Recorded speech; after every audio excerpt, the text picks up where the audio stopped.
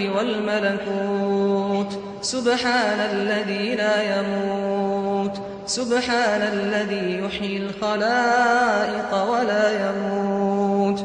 سبحان الذي خضعت لعظمته الرقاب سبحان الذي ذلت لجبروته الصعاب سبحان رب الأرباب سبحان مسبب الأسباب سبحان الذي في السماء عرشه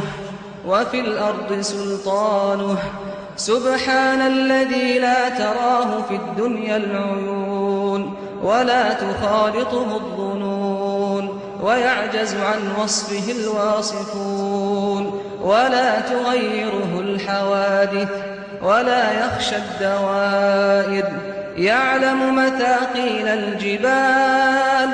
ومكاييل البحار وعدد قطر الأمطار وعدد ورق الأشجار وعدد ما أظلم عليه الليل وأشرق عليه النهار يا ملجأ القاصدين يا حبيب المحبين يا أنيس المنقطعين